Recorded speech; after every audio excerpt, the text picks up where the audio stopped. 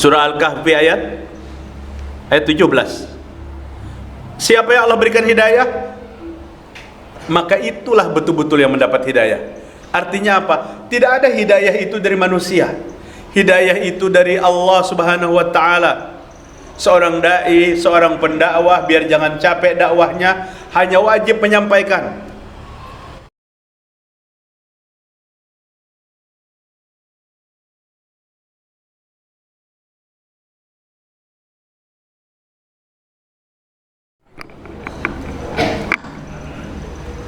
Assalamualaikum warahmatullahi wabarakatuh.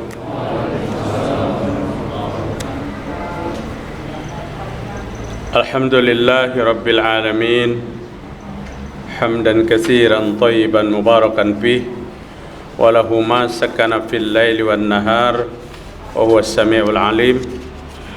Allahu waliyul ladzina amanu yukhrijuhum minadh dhulumati ilan nur, والذين كفروا أولياؤهم الطاغوت يخرجونهم من النور إلى الظلمات أولئك أصحاب النار هم فيها خالدون أشهد أن لا إله إلا الله وحده لا شريك له وهو الذي يقبل التوبة عن عباده ويعفو عن السيئات ويعلم ما تفعلون وأشهد أن محمدا عبده ورسوله المبعوث رحمة للعالمين يا أيها الذين آمنوا اتقوا الله حق تقاته ولا تموتن إلا وأنتم مسلمون يا أيها الناس اتقوا ربكم الذي خلقكم من نفس واحدة وخلق منها زوجها وبث منهما رجالا كثيرا ونساء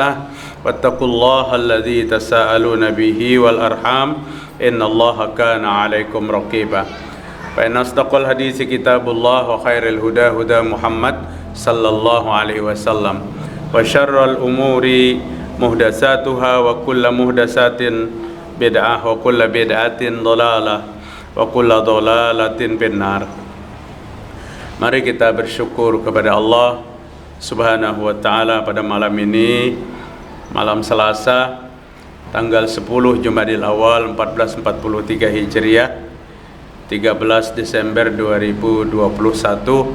Alhamdulillah kita sehat walafiat. Kita baru saja melaksanakan sholat maghrib berjamaah. InsyaAllah kita akan melaksanakan sholat isya berjamaah. Kita berdoa, kita memohon mudah-mudahan segala amal ibadah kita diterima Allah. Mudah-mudahan segala kesalahan dan dosa-dosa kita diampuni oleh Allah Subhanahu wa taala.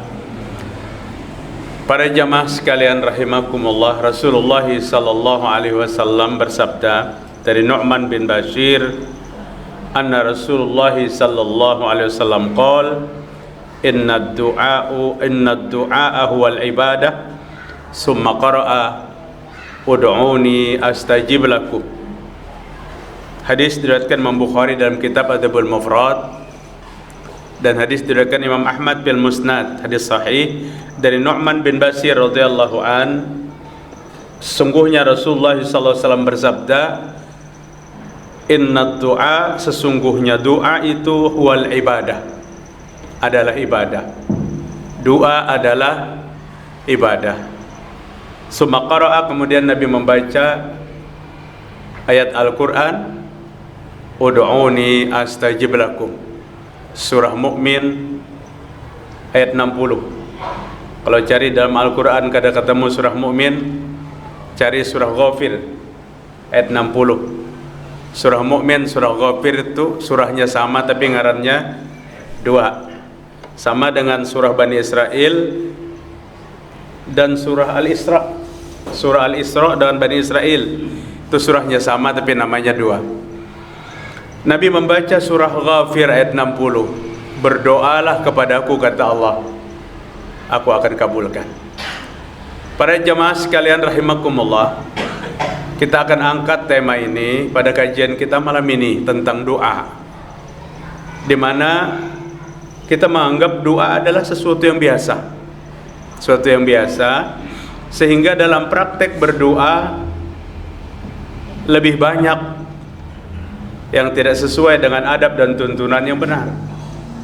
Ada yang berdoanya tangannya di atas lintuhut, terbuka pang tangannya tapi di lintuhut mandak apabila di lutut. Nah, ada yang berdoa pina tinggi sebelah, tangannya mengangkatnya. Macam-macam. Karena apa? Karena kita tidak mengkaji tuntunan doa yang benar. Sementara Rasulullah SAW katakan doa itu ibadah. Setiap ibadah perlu apa? Perlu tuntunan. Ibadah kada bisa kita rekayasa. Ibadah kada bisa kita buat-buat. Jadi apabila ibadah itu pasti tuntunan, dan tuntunan ibadah adalah Rasulullah sallallahu alaihi wasallam. Berbicara tentang doa berbagai macam. Kalau Allah Ta'ala mengatakan dalam Al-Quran apa? Ud'u rabbakum tadarru'an wa khufyah, surah Al-A'raf ayat 55. Berdoalah kepada Tuhanmu tadarru'an, dengan tawadhu, merendahkan diri, wa khufyah, dengan suara yang lirih, suara yang samar. Jika ada doa tu teriak-teriak dan 2 RT mendengar. Doa itu dengan suara yang lirih, itu bimbingan agama kita, Al-Quran yang membimbing seperti itu. Tapi kan bukan kayak itu aja, banyak yang berdoanya mencak-mencak, dari pojok sana lari lagi ke pojok sana, berdoa aja sin berkeliling. Agama kita tadarruan, dengan sifat tawadhu dalam berdoa, dan dengan suara yang rendah. Suara yang rendah. Bahkan dalam ayat yang lain, kalian berdoa bukan kepada Tuhan yang tuli, kan gitu. Kita berdoa itu bukan kepada Tuhan yang tuli, Tuhan yang maha mendengar. Kadang kita ucapkan pun Allah mengerti apa yang terkandung di dalam hati kita. Allah berfirman dalam surah Al-Imran 38, hunalika da'a Zakaria rabbah qala rabbi habli min ladunka zurriyatan thayyibah innaka sami'ud du'a. Di sanalah Zakaria berdoa. Apa doanya Nabi Zakaria? Rabbi habli min ladunka zurriyatan thayyibah. Ya Allah, hamba memohon kepadamu, berikan hamba ini zuriat yang baik, anak yang baik, keturunan yang baik. Innaka sami'ud du'a. Engkau Tuhan yang maha mengabulkan doa, yang maha mendengar dengan permintaan hambanya. Dikabulkan tidak doa Nabi Zakaria? Dikabulkan. Inna nubashiruka bi ghulamin ismuhu Yahya. Itu pengabulannya. Ya Zakaria, wahai Zakaria, bergembiralah engkau dengan Allah berikan kepadamu seorang anak yang namanya Yahya. Namanya Yahya. Lam naj'al lahu min qabli samiyah. Suatu hari ulun diundang akikah, Pak, tasmiyah. Ngaran anaknya Zakaria, ngaran abahnya Yahya. Jalur kada tepaling karena Yahya itu anak Nabi Zakaria, tapi nang kita tasmiyah hari ini Zakaria anak Yahya. Karena Bapak Ustaz aja, nah kalau pindah pengkaburan sejarah aja 10 tahun ke depan, oh berarti abahnya Yahya, anaknya Zakaria. Padahal anak abahnya Zakaria, anaknya Yahya. Artinya kada ada masalah. Nabi manapun yang kita tiru untuk dijadikan nama anak kita bagus saja. Nah, jemaah sekalian rahimakumullah, dalam sebuah hadis yang populer kita, padahal hadis ini lemah, ad-du'a mukhul ibadah. Doa itu adalah otaknya ibadah. Ini hadisnya lemah. Yang sahih hadisnya inna du'a huwal ibadah. Nah, maka para ulama hadis menyebutkan lapasnya yang lemah. Lapasnya itu redaksinya, maksudnya sahih karena sama dengan hadis yang sahih dengan lapas yang berbeda. Inna du'a huwal ibadah. Doa itu adalah ibadah. Sahih hadisnya Imam Muslim meriwayatkan dari Nu'man bin Bashir. Adapun hadis yang berikutnya, ad-du'a mukhul ibadah. Doa itu otaknya ibadah. Nah, ini kata para ulama, lemah, tapi lapasnya yang lemah, maksudnya adalah sama. Banyak hadis yang kayak itu, Pak. Banyak hadis. Sesungguhnya kebersihan itu adalah iman. Dalam redaksi Satrul Iman, itu sahih hadisnya. Tapi an-nazofatu minal iman. Lemah redaksinya, tapi maksudnya sama dengan hadis sahih. Jadi dari redaksi yang berbeda dan periwayatan yang berbeda. An-nazofah minal iman. Tapi justru nang lemah redaksi itu yang tertempel di dinding-dinding. Nang sahihnya kan tapi terbaca. Nah, Bapak hadirin, kemudian yang ingin ulun sampaikan malam ini, sambungan kajian malam tadi, Bang Nela. Siapa yang mengikuti RRI malam tadi di Masjid Ar-Rahim, doa yang utama, doa yang prioritas. Kadang-kadang yang kada seberapa prioritas, justru itu yang kita bulik-bulik pinta-pinta, karena sesuai dengan apa yang kita perlukan. Al-Quran mengurutkan prioritas dalam doa. Doa apa yang pertama kita pinta?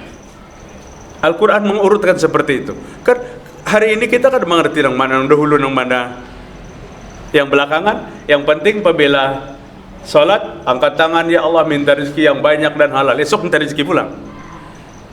Ada doa-doa prioritas dalam Al-Quran yang menganjurkan kepada kita yang pertama sekali kita pinta. Nabi setiap hari meminta agar diberikan hidayah dan diberikan taufik. Itu prioritas ngarannya.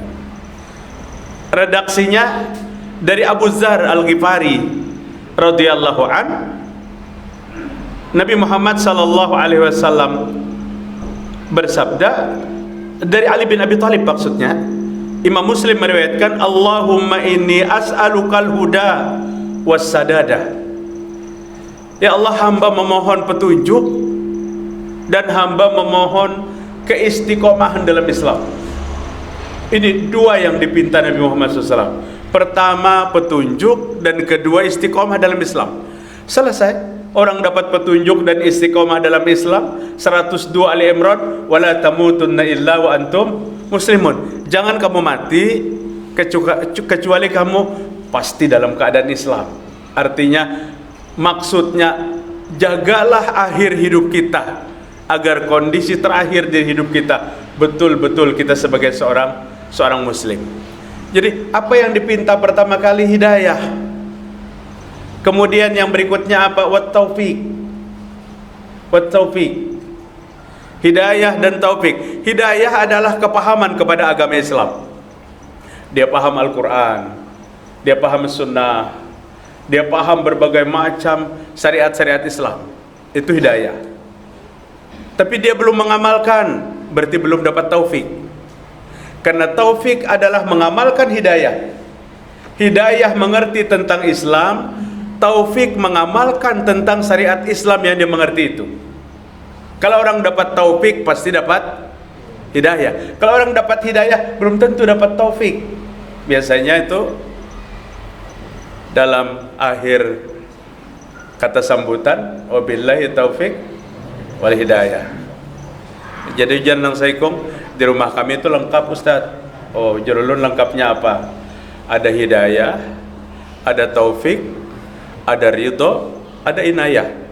Oh, kalau kayak itu julun, assalamualaikum warahmatullahi wabarakatuh. Lagi. Billahi taufik wal hidayah wal ridho wal inayah. Sekalinya nang lengkap tuh hidayah bini ulun, jadinya ulun ngarannya taufik, anak pertama ridho, anak kedua ngarannya inayah. Ngaran sekalinya nang lengkap di rumah tuh. Nah, jadi kita mencari hidayah lebih dulu. Kemudian mengamalkan hidayah itu adalah taufik dari Allah Subhanahu wa taala. Dan Nabi meminta hidayah itu, Pak. Kalau Nabi meminta, berarti Nabi bukan pemberi hidayah. Itu satu dalam keyakinan kita yang perlu kita tanamkan. Nabi bukan pemberi hidayah, tapi Nabi penunjuk jalan untuk mendapatkan hidayah. Nabi diberikan hak oleh Allah untuk menunjukkan jalan agar orang itu dapat hidayah. Tapi tidak semua yang Nabi tunjukkan jalan ini dapat hidayah. Karena yang berhak memberikan hidayah adalah Allah. Allah memberikan hidayah. Kalau Nabi pemberi hidayah, Abu Lahab tu kada kafir. Nabi kumpulkan semua keluarganya, diberikan hidayah oleh Nabi, maka kada ada yang ingkarnya dengan Nabi. Tapi justru yang mengingkari Nabi dengan ingkar yang sangat keras dalam lingkaran keluarganya Rasulullah sallallahu alaihi wasallam, seperti Abu Lahab itu banget pada orang lain, padahal memerintah diwujud. Artinya Nabi bukan pemberi hidayah. Jika Nabi Nuh memberikan hidayah, maka anak Nabi Nuh itu tidak kafir. Tapi anak yang lahir dari seseorang yang Allah berikan wewenang untuk menunjuk jalan kepada manusia untuk mendapatkan hidayah, anaknya kada mengikutinya. Jika Nabi Ibrahim memberikan hidayah, maka dia tidak memiliki ayah yang kafir. Maka hidayah itu bukan milik manusia, tapi manusia bisa dapat apabila Allah memberikan. Dan Allah yang paling tahu siapa yang patut diberikan hidayah. Allah yang paling mengerti kepada siapa Allah memberikan hidayah. Maka di dalam muqaddimah, innal hamdalillah nahmaduhu wa nasta'inu wa nastaghfiruh wa na'udzu billahi min shururi anfusina wa min sayyiati a'malina may yahdihillahu fala mudhillalah wa may yudlil fala hadiyalah. Orang yang Allah berikan hidayah kadang-kadang bisa menyesatkan, dan orang yang Allah sesatkan tidak ada yang bisa memberikan hidayah. Artinya agar hidayah ini permanen ada pada kita, kita kontak kepada Allah tiap hari. Kontaknya apa? Minta, ya Allah jangan cabut hidayah ini. Allah mencabut hidayah itu mudah, Pak. Mudah sekali Allah mencabut hidayah itu bagi setiap manusia. Maka kita minta agar hidayah itu ada sampai sakaratul maut. Karena orang yang bisa mengucapkan la ilaha illallah di penghujung kehidupan adalah orang yang mendapat hidayah. Adalah orang yang mendapat hidayah, yang mampu mati dalam keadaan husnul khatimah. Maka pintalah hidayah itu sampai akhir hayat. Ada yang tadinya jauh dari hidayah, kemudian didekat dengan kematian, dapat hidayah. Dia bertaubat, dia minta ampun. Ada yang berjalan dalam jalan hidayah, tapi menjelang mati Allah cabut hidayahnya, sehingga dia mati dalam keadaan kekafiran. Apapun yang ada pada kita tidak menjamin kecuali dengan pertolongan Allah. Makanya apabila berbicara tentang hidayah, Allah rujukan kita pertama kali agar Allah menetapkan hidayah ini sampai akhir hayat. Sampai akhir hayat. Bapak-bapak, ibu-ibu pernah mendengar cerita sahabat Nabi yang bernama sahabat Nabi Rajal bin Unfuwah, yang di waktu Nabi hidup dengan sekian banyak sahabat, Nabi berkata, di antara kalian yang hadir ini nanti ada yang gigi gerahamnya lebih besar daripada gunung Uhud di neraka. Artinya di antara sahabat kalian ini ada yang masuk neraka, kata Rasulullah SAW. Rasul pun tidak menunjuk orangnya, tapi Allah memberikan tahu di antara kelompok yang hadir itu ada yang akan masuk neraka. Dan sadis, giginya kayak gunung Uhud di neraka. Semua sahabat gemetaran, Pak. Gemetaran. Satu persatu seiring dengan waktu wafat yang hadir. Ada yang mati syahid, ada yang mati dalam peperangan, ada yang mati meninggal di tempat tidurnya. Ujar Abu Hurairah, tinggal kami berdua. Yang lain sudah matian. Yang masih hidup Abu Hurairah dengan Rajal bin Unfuwah. Dua kemuliaan sahabat ini. Abu Hurairah ahli hadis yang meriwayatkan hadis terbanyak di antara sekian banyak sahabat. Lebih daripada 5.000 hadis yang diriwayatkan oleh Abu Hurairah. Rajal bin Unfuwah adalah hafiz Al-Quran, yang tiap malam dia baca Al-Quran itu, kada tanggung-tanggung.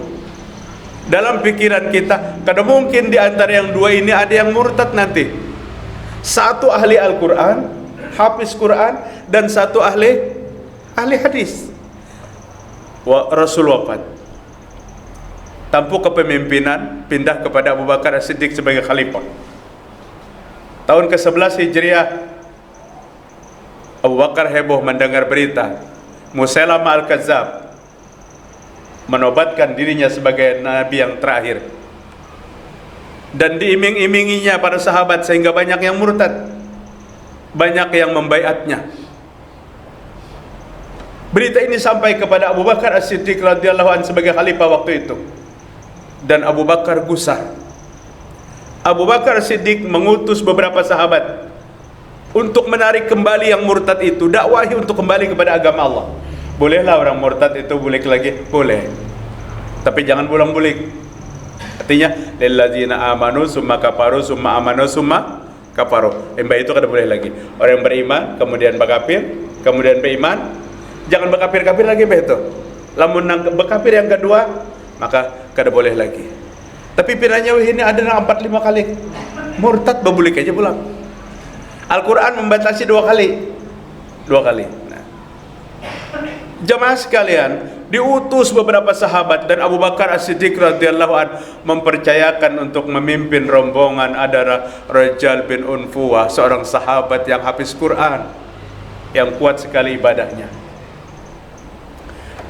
mendatangi korban-korban pemurtatan. Dari siapa? Dari Musailamah Al-Kazzab yang mengaku nabi yang terakhir. Didakwahi satu persatu, tapi rupanya niat yang kurang bersih dalam berdakwah. Akhirnya pemimpinnya Rajal bin Unfuwah lebih dulu didakwahi oleh Musailamah Al-Kazzab, nabi palsu itu. Kata Musailamah, Rajal, jika kamu mau berbaiat kepada aku dan membantu dakwahku, kamu akan diberikan kedudukan begini. Nah, ini rusaknya ulama itu. Rusaknya ulama pada saat tergiur dengan jabatan. Tergiur dengan jabatan. Artinya bagus saja bang, ulama itu dukung-mendukung, tapi dipasani apabila pian naiklah, ulun jangan diberi jabatan apa-apa. Bagus kayak itu. Karena banyak rusak di sana. Rajal tertarik dengan dakwah yang gesit dari Musailamah. Akhirnya Rajal bin Unfuwah murtad, berbaiat kepada nabi palsu itu. Rombongan yang lain kembali, tertinggal Rajal bin Unfuwah. Sampai kepada Abu Bakar beritanya, Rajal bin Unfuwah murtad, membaiat Musailamah Al-Kazzab sebagai nabi yang terakhir. Terdengar oleh Abu Hurairah radhiyallahu anhu, maka Abu Hurairah bersyukur. Alhamdulillah, kata Abu Hurairah, bukan aku yang giginya kayak gunung Uhud di neraka. Kayak apa pak?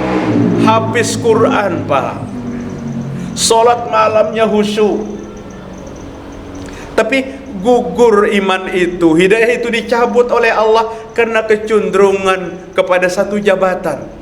Tidak istiqomah dengan iman yang dimiliki. Sementara kita disuruh beriman itu istiqomah, wala tamutunna illa wa antum muslimun. Jangan mati kecuali bujur-bujur dalam keadaan Islam. Abu Bakar mengeluarkan maklumat, kalau kayak ini kan bisa dibiarkan, maka kita perangi mereka. Itu namanya perang Yamamah. Perang Yamamah.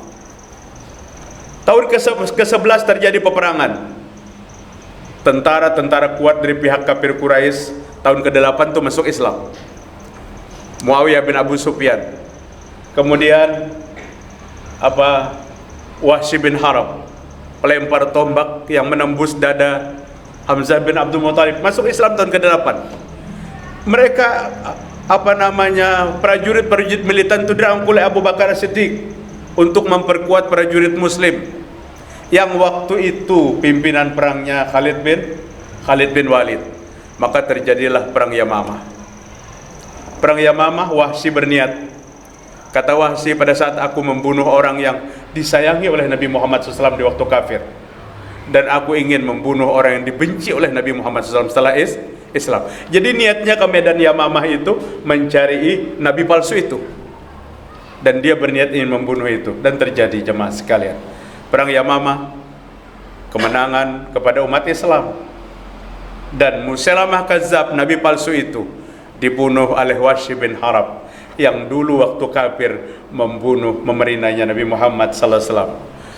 Khalid bin Khattab, saudara kandung Umar bin Khattab, membunuh Rajal bin Unfuwah yang baru murtad itu. Inilah hidayah pak. Kada kawa dihitung-hitung. Maka hidayah itu banyak-banyak meminta kepada Allah Subhanahu wa taala. Dan doa yang paling prioritas bagi kita, yang paling utama, mintalah petunjuk dari Allah. Banyak doa-doa itu. Allahumma inni as'alukal huda wat tuqa wal afafa wal ghina. Hadis juga sahih doa itu.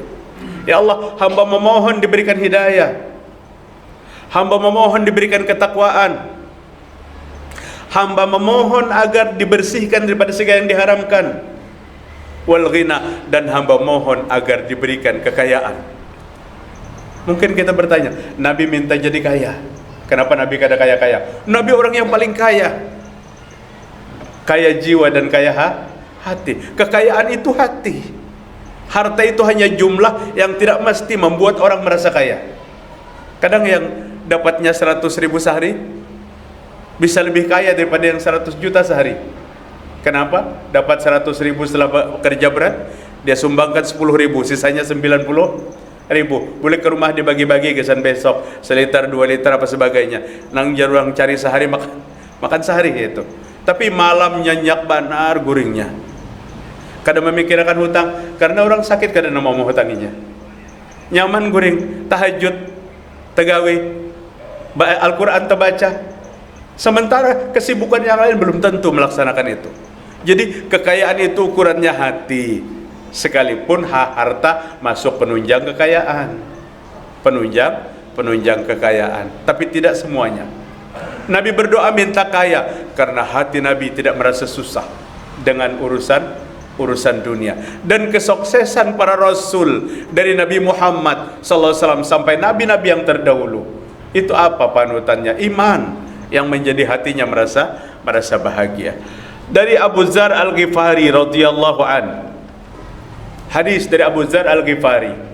Abu Dzar itu siapa namanya? Jundub bin Junadah. Kada keren lalu ngarannya. Kada mau orang Banjarbaru na pun mengarani anak Jundub bin Junadah, tapi orangnya calon ahli surga. Abu Dzar berkata, Rasul sallallahu alaihi wasallam bersabda, qala Allah tabaraka wa taala, Nabi sallallahu alaihi wasallam bersabda, dan Allah Subhanahu wa taala berfirman, lamun Allah berfirman dari sabda Nabi Muhammad sallallahu alaihi wasallam, Nabi bersabda dari firman Allah, berarti hadis ini hadis apa namanya? Hadis qudsi. Wallahu tabaraka wa ta'ala, qala Nabi sallallahu alaihi wasallam, tabaraka, Nabi Muhammad SAW bersabda, dan Allah berfirman. Hadis kursi artinya. Hadis kursi itu bukan Al-Quran, tapi datang dari Allah dan disuarakan oleh Nabi Muhammad sallallahu alaihi wasallam. Adapun hadis umum itu suatu penjelasan Nabi yang terjadi karena asbabun nuzul, asbabul urut, macam-macam kejadiannya. Lalu Nabi dengan kejadian itu menyampaikan satu ketetapan hukum. Itu hadis namanya. Adapun hadis qudsi yang datang dari Allah dan Nabi sampaikan. Apa yang Allah katakan kepada kita? Ya ibadi, wahai hambaku, kata Allah Ta'ala, kullukum dhalun, kalian semuanya sesat. Kullukum dhalun illa man hadaitu, kalian semuanya sesat kecuali yang kada sesat tu orang yang aku berikan hidayah.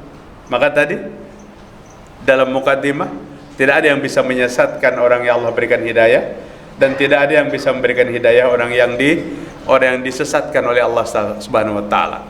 Kullukum dhallun illa hadaitu, kecuali orang yang aku berikan hidayah. Fastahduni, kata Allah, maka mintalah hidayah kepadaku, ahdikum, aku akan berikan hidayah kepada kalian. Mintalah hidayah kepadaku dan aku akan memberikan hidayah, karena pada dasarnya semua manusia itu sesat. Bismillah. May yahdillahu fahuwal muhtad wa may yudlil falan tajida lahu waliyan mursyida. Surah Al-Kahfi ayat 17. Siapa yang Allah berikan hidayah, maka itulah betul-betul yang mendapat hidayah. Artinya apa? Tidak ada hidayah itu dari manusia. Hidayah itu dari Allah Subhanahu wa taala. Seorang dai, seorang pendakwah, biar jangan capek dakwahnya, hanya wajib menyampaikan. Jangan merasa kita yang merubah orang lain. Kadang-kadang ada yang seperti itu. Maka aku mendakwahinya, kada sadar bang, nauzubillah, sombong kita. Tidak ada yang kita bisa merubah orang lain, Allah yang merubahnya. Tapi wajib kita menyampaikan, wajib kita sampaikan. dan menyampaikan yang baik itu adalah ucapan yang terbaik. Wa man ahsanu qawlan mimman da'a ila Allah wa amila salihan wa innani minal muslimin. Perkataan apa yang paling baik kadada kecuali orang yang mengajak kepada Allah. Orang yang mengajak bertakwa kepada Allah itu perkataan yang terbaik. Kalau kada tapi bisa berpender, paling sebatik dua batik, keluarkan perkataan-perkataan yang bernilai kebaikan. Yuk kita Masjid At-Taqwa malam ini pengajian, ini perkataan yang terbaik. Mau yang diajak, setelah mau yang diajak, apa kata Nabi Muhammad SAW? Seseorang yang mendakwahi orang lain, kemudian yang didakwahi itu mau, maka dia mendapatkan ganjaran seperti unta yang merah. Unta yang merah itu unta bangsawan. Kalau hari ini mobil apa yang paling baik tuh? Nang pian tahu ngaran-ngaran mobil nang harah-harah tuh. Unta merah tuh ukuran, kalau Mercy kan Mercy lah. Ada yang lebih daripada itu. Jadi nilai ucapan mengajak orang lain itu perkataan yang terbaik. Tapi perkataan yang terburuk pada saat orang menghapak orang lain yang membawainya. Paham ya? Mahapak lah. Apa bahasa nang pira nyaman dipaham? Mahapaknya itu apa? Idza da'ar rajul ila rajul ittaqillah. Apabila mengajak seseorang kepada yang lain, ayo kita takwa kepada Allah, ayo kita ke masjidan, ayo kita. Kemudian dijawabnya, nang diajaknya dijawab, apa ujarnya? Cukup diri kamaja. Apabila seorang mengajak orang untuk bertakwa kepada Allah, maka dia jawab, alaike benafsik, urus diri kamu aja, jangan urus orang lain. Ujar Nabi, ini perkataan yang paling dibenci oleh Allah Ta'ala. Menulun memadahkan tu mahapak ngarannya. Orang membawai, tapi ditolak dengan bahasa terbalik, dengan ketus. Kada usah mengurus orang lain. Kalau manusia itu mengurus diri sendiri, dari dulu Islam itu tidak berkembang. Tapi ada wajib dakwah, kewajiban untuk mengurus diri sendiri, dan kewajiban untuk mengurus orang lain. Bukankah Rasulullah SAW mengatakan dalam sebuah hadis, la yu'minu ahadukum hatta yuhibba li akhihi ma yuhibbu li nafsihi. Hadis diriwayatkan Imam Bukhari, tidak sempurna iman seseorang daripada kamu kecuali kamu mencintai saudaranya sama dengan mencintai dirinya sendiri. Cintai saudaranya sama dengan mencintai dirinya sendiri. Pada saat seseorang membenci saudaranya, tidak seperti dirinya sendiri, maka menjadi ukuran tidak sempurnanya iman. Kesempurnaan iman adalah orang yang mencintai kepada saudara, minimal saudara seiman. Dan itulah anjuran agama kita. Jamaah rahimakumullah, doa yang kedua yang diprioritaskan adalah agar diampuni dosa. Minta ampun dosa itu diampuni oleh Allah Ta'ala. Karena kada ada yang selamatnya di akhirat kalau dosa dibawa. Jadi rumusnya kita paling, dosa ditinggal, harta dibawa. Yang kita kenalkan hari ini, harta kan dibawa mati juga kayak itulah. Kita jangan, kita balik, harta kita bawa, dosa kita tinggal. Nah kayak itu. Ada way ini, harta ditinggal, dosa dibawa. Bagaimana dosa itu ditinggal? Taubat. Dosa apapun akan selesai jika minta ampun kepada Allah Subhanahu wa Ta'ala. Maka doa yang paling diutamakan minta ampun daripada segala dosa. Allah berfirman, wa inni laghafarun liman taba, surah Toha ayat 82. Aku akan membuka pintu pengampunan bagi orang yang mau bertaubat, kata Allah. Siapa aja yang mau bertaubat akan Allah ampuni. Tapi kadang-kadang kita ini yang sombongnya setengah mati. Dosa saling banyakkan berpirgah kada berdosa. Dan itu bisikan setan. 3 bisikan setan supaya memperlambat orang bertaubat. Pertama, merasa kada saling dosaan. Ini setan bisikkan kepada ahli ibadah yang kada berilmu. Ibadahnya kuat, ilmunya kada ada. Ujar setan, apalagi yang bertaubat, ibadah inti itu sudah cukup. Karena kada ada ilmunya. Lalu kada mau lagi bertaubat. Satu. Yang kedua, Setan bisikan kepada ahli maksiat yang berkepanjangan. Ujar setan, apalagi bertaubat, sudah saling banyakkan dosa. Pacangan kada diampuni aja lagi, tak rusakkan aja sampai mati. Ya nak mau saya taubatan. Dan yang ketiga, ini takkan nalon kita bertaan. Yang ketiga, setan membisikkan pada saat orang umur 25 tahun mau bertaubat. Apa kata setan? Apa 25 tahun bertaubat? Orang bertaubat itu 40 tahun. Kerja di bertaubatnya sampai umur 40 tahun. Hendak taubat pada umur 40 tahun. Ujar setan, banyak nak 60 tahun kan taubat lagi kesungsungan. Akhirnya tak dulu apa? Tak dulu datang malakal maut tanpa taubat. Wa inilah ghafarun liman tabah. Aku akan buka pengampunan bagi orang yang mau bertaubat. Maka doa prioritas yang kedua adalah banyak-banyak minta ampun daripada segala dosa kita. Innallaha yaqbalut taubah lil abdi ma lam yughargir. Dalam sebuah hadis yang diriwayatkan Imam At-Tirmizi, innallaha, sungguhnya Allah, yaqbalut taubatal abd, akan menerima taubat hamba asal jangan bertaubatnya itu waktu napas sudah di tenggorokan. Dua kujatan aja lagi mati apabila sudah tinggal di sini aja lagi.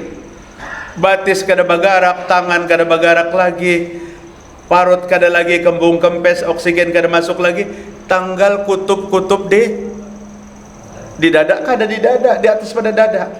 Hulkum yughargir ini. Napas sampai di sini hanya bertaubat. Bapak-bapak, ibu-ibu, tahukah jika Fir'aun itu taubat pada tepat waktunya Allah ampuni? Tapi Fir'aun taubat di penghujung kehidupan.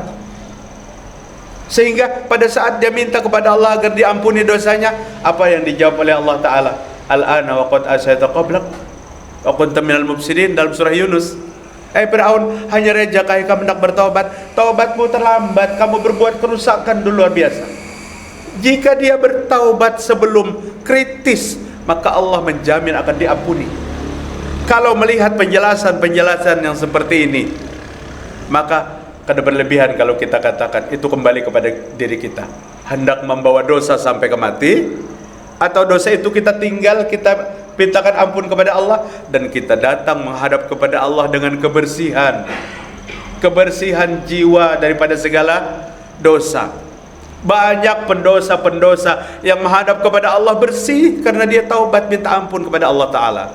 Maka taubat adalah prioritas utama. Banyak orang yang berbicara taubat, tapi tidak semua orang mengerti apa arti taubat itu. Taubat itu ada beberapa persyaratan yang disampaikan oleh Imam Ibn Hajar Al-Asqalani dalam kitabnya Syarah Imam Bukhari. Siapa ingat kitab Imam Ibn Hajar Al-Asqalani? Fathul Bari, Syarah Imam Bukhari.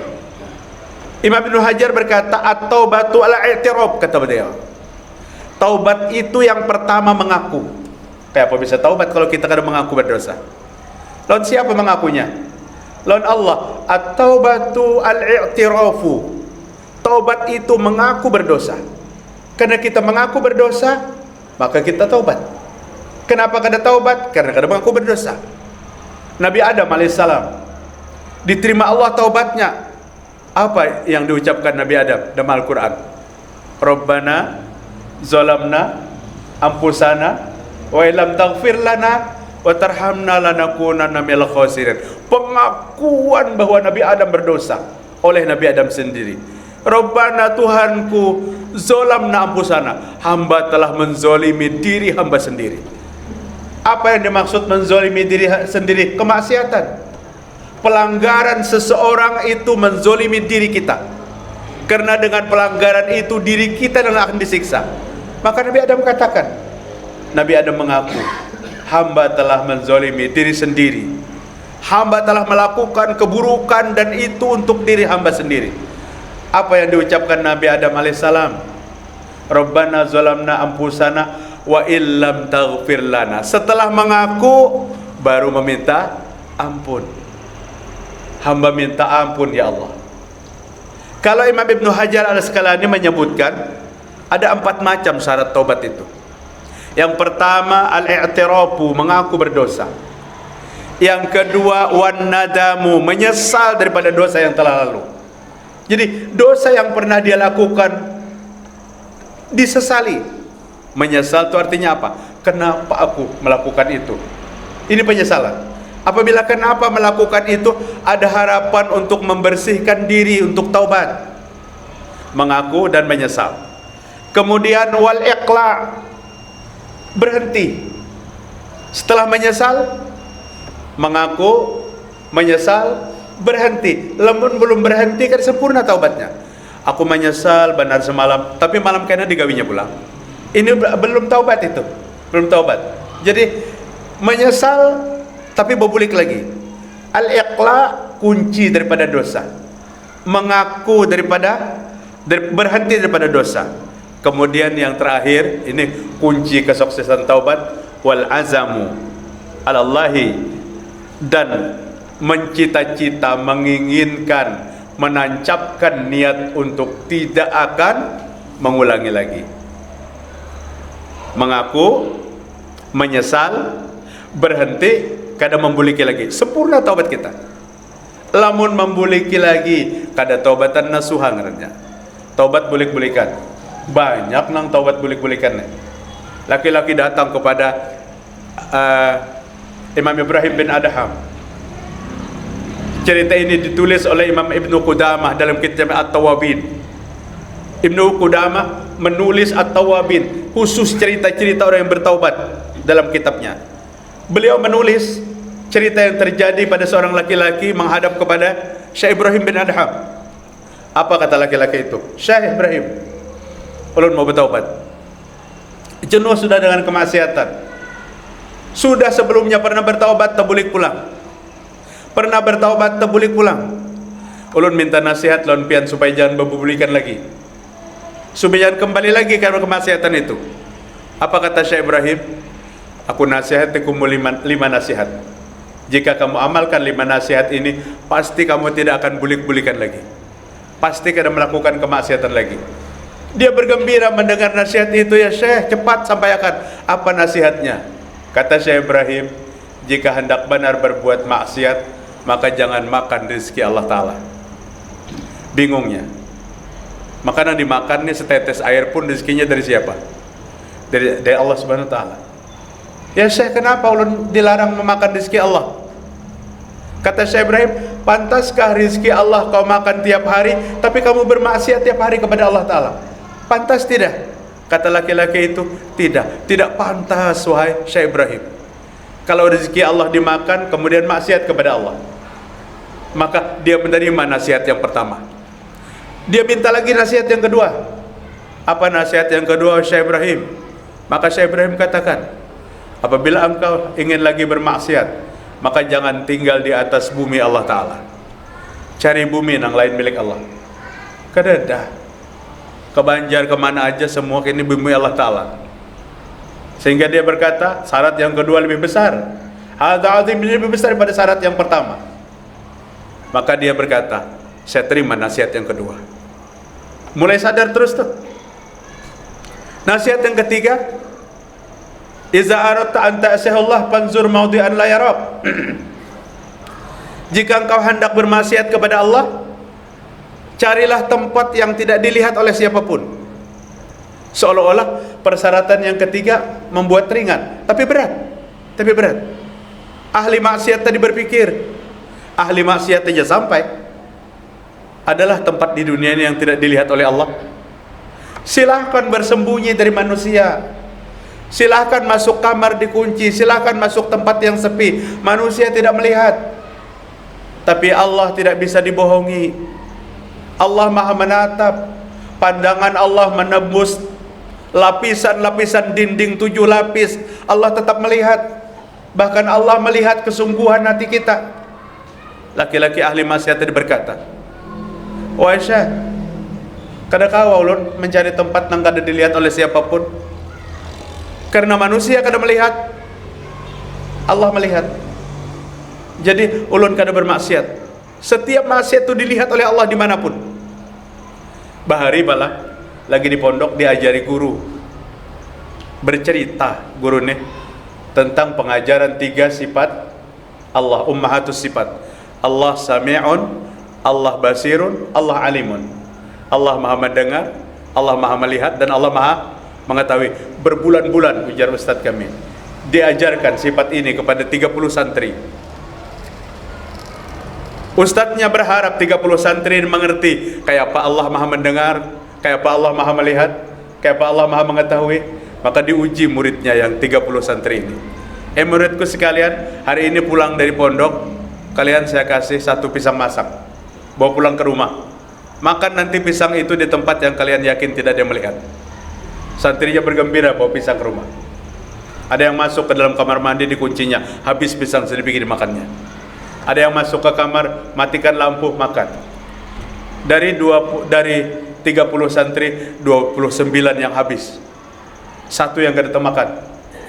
Mereka besok pagi mendatangi pondok masing-masing. Yang tidak memakan pisang itu jadi bahan cemoohan 29 kawannya. Bungul ika menjadi tempat nang sunyi, jangan ada kawan. Akhirnya satu persatu dipanggil oleh Ustadz. Di mana makannya? Dalam WC. Di mana makannya? Dalam kamar mandi. Di mana? Di mana? Di mana? Habis yang 29 dengan alasan yang dia meyakini tidak ada yang melihat. Santri yang ke-30 ditanya, apa kata Ustadznya? Nak, kenapa 29 temanmu bisa mencari tempat yang sepi, yang tidak dilihat, sementara kamu tidak bisa melihat mencari tempat yang sepi? Santri tadi mulai menjelaskan dengan terbata-bata, wahai Ustadz, sudah saya coba untuk mencari tempat yang sepi. Masuk kamar dikunci, ke tempat lain mati dilampukan dan sebagainya. Masih belum bisa menutup kajian yang Ustadz sampaikan kepada aku, bahwa Allah maha melihat dimanapun kamu berada. Sehingga saya tidak bisa memakan pisang ini. Dipeluk erat-erat oleh Ustadznya. 30 santri, hanya 1 yang bisa memahami ketauhidan dengan benar. Jika engkau ingin maksiat, kata Syekh Ibrahim, panzur maudilan yarok, cari tempat yang kada melihat. Dan ahli maksiat ini berkata, kada ada yang kada melihat, Allah pasti melihat di mana-mana. Akhirnya dia sadar. Nasihat yang keempat, jika kamu hendak maksiat terus, silakan. Tapi apabila malakal maut datang di waktu kamu bermaksiat, maka tantanglah malakal maut. Mintalah kepada malakal maut, ya malakal maut, akhirni, wahai malakal maut, tunda dulu kematianku.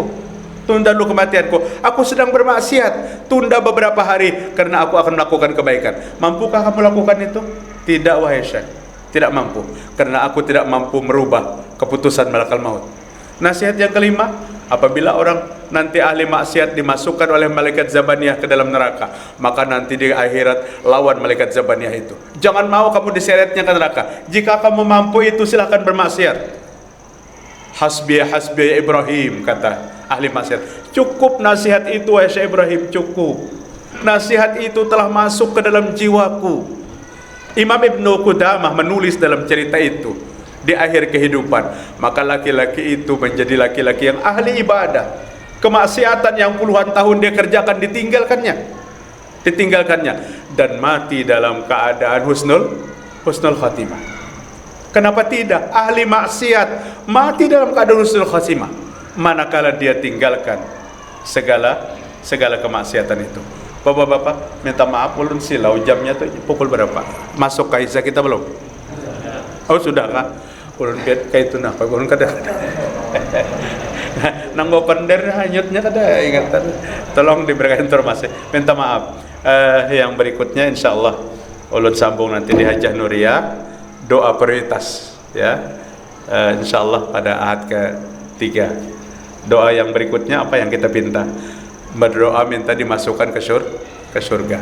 Demikian dulu bapak-bapak, ibu-ibu, apa yang dapat ulun sampaikan pada kajian malam ini. Mudah-mudahan Allah memberikan hidayah kepada kita. Allah mengampuni segala dosa dan kesalahan kita. Mari kita tutup dengan doa kifarat majelis.